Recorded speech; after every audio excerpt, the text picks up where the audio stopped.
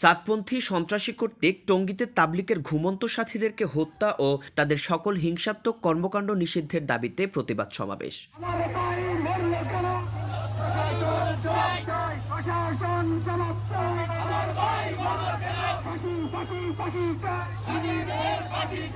শনিবার সকাল ৯টায় নরসিংদীর শিবপুর উপজেলার ইটাখলায় এই প্রতিবাদ সমাবেশের আয়োজন করে শিবপুর উপজেলার সর্বস্তরের তৌহিদি জনতা।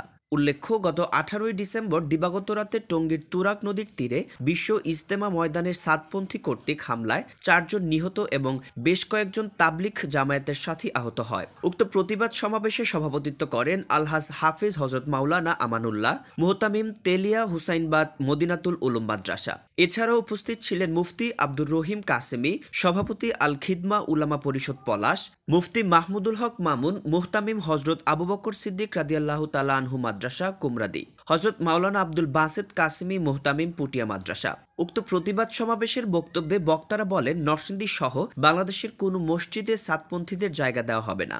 এছাড়াও প্রশাসন সহ অন্তর্বর্তীকালীন সরকারের কাছে এই নির্মম হত্যাকাণ্ডের বিচার এবং সাতপন্থীদের নিষিদ্ধের দাবি জানান।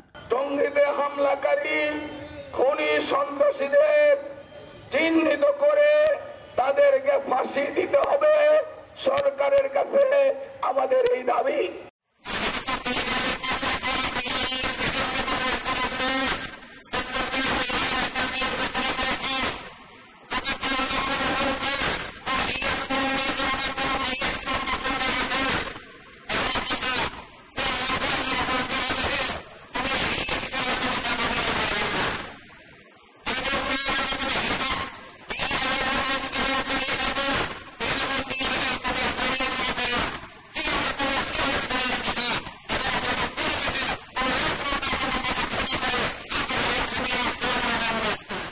রিপোর্ট তৈবুর রহমান ভূঁইয়া, শিক্ষানবেশ প্রতিনিধি, শিবপুর উপজেলা, নরসিংদী টিভি।